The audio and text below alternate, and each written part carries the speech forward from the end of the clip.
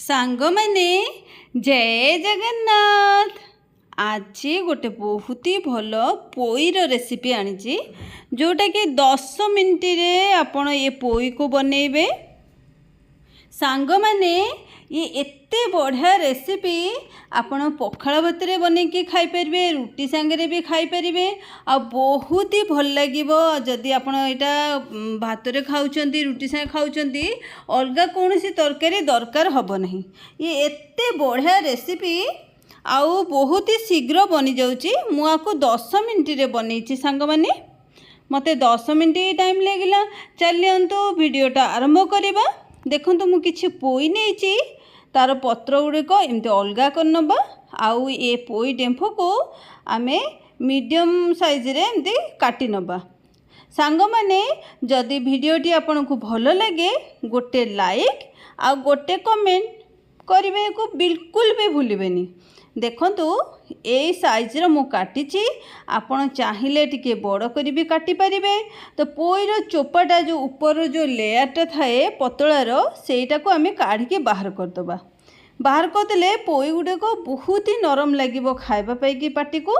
तो एमती देखंतु मु सबु जाक चोपा एमती काढ़ी नेची। तो आमे पोई को प्रथम धोईदबा।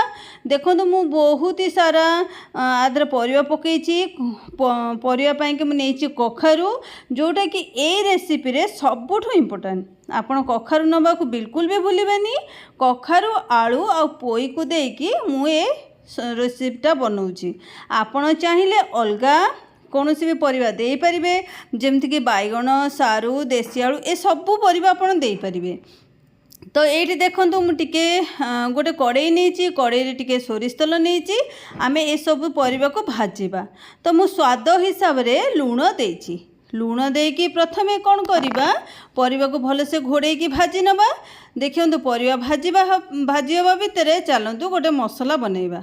मसला में पियाज नहीं, सोरिष नहीं, आउ रसुण नहीं। मु गोटे चामच सोरिष नहीं, आउ अध चामच जीरा नहीं। टिके पानी देकिरी चिकन किरी बाटी नबा। देखंतु चिकन की बाटी नहीं। सांग माने जदि आपण मो चैनल रे नुआ ताले प्लीज चैनल को सब्सक्राइब करनियंतु, एमती मजादार वीडियो देखिबा पाई की। तो ये देखंतु सबु परिवा सिझी जाइछि, बहुत ही भल भाबे देखंतु सिझी जाइछि।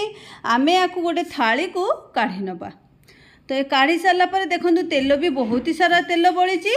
तो यही तेल रे आमे देखिबा पियाज भाजी होउछि ना नहीं। तो ये मु गोटे चामच देइछि जीरा, आउ गोटे बड़ पियाज काटिकी छोट छोट करी काटिकी नेछि। देखिबा पियाज देखंतु एटिके भाजी होउनी, आउ टिके तेल दबा। तो मुझे आउ अध चामच तेल देइछि। तेलर व्यवहार मुझे 2 ରୁ 3 चामच तेलर व्यवहार करछि, बेसी तेल व्यवहार करी नहीं। देखंतु आउ अध चामच तेल दे सारा पर पियाज को टिके भाजीछि। तो मुझे काश्मीरी लंका गुंड देइछि, जो थे बहुत ही बढ़िया कलर आसीबो। देखंतु लंका गुंड तेल रे देले कलर बहुत भल आसे। तो आउ कलर आवश्यक नहीं। तो आमे जो मसला बनैथिले ता देहरे मु टिके पानी देकिरी पतला करिकी आधेरे ढाली देइछि। मसला को टिके पतला करी ढालिले मसला बहुत ही शीघ्र सिझी जिवो।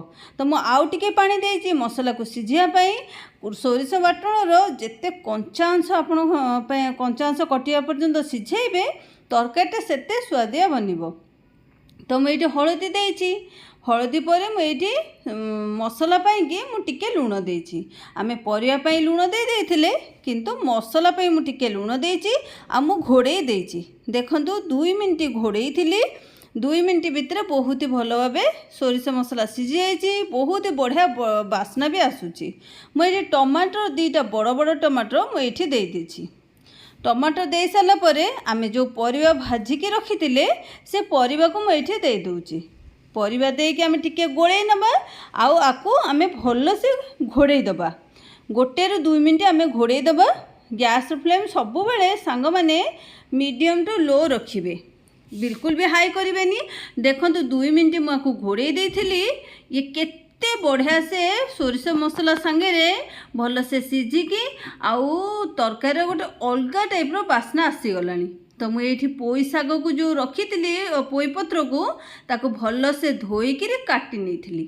तो मुझे देदेली पोईपत्र दे सारा पर आम गोटे मिनिट पोईपत्र सिझापी कि आम ये घोड़े दबा घोड़े देले जल्दी सिझीज तो मुझे गोटे मिनिट घोड़े देली केते बढ़िया से माने सिझी जाइए पोई शाग आउ तरकारी सागर एकदम बढ़िया से मिसी जाइए टिके टिके पानी अंश अच्छी टिके टिके पानी अंश रहिबा दरकार सांग माने रहिले आपण एमती प्रेस करके चापी नेबे परिबा सांगरे पानी रो टिके कॉम्बिनेशन टिके चापी देले टिके बहलिया हे जिवो आ ए रेसिपीटा एत्ते बढ़िया लागिवो खाइबा ପାଇଁ के सांग माने मते 10 मिनिट लागिला ए रेसिपी बनेयाकू आउ निश्चिंत आपण बनातु मते कमेंट बॉक्स रे निश्चिंत लिखिबे केबे आपण तयारी करछंदी आ केमिति आपनकर बनुची सांग माने आजि पई एतिकी रहुची पुणी देखा हबो नुआ एक रेसिपी सहित।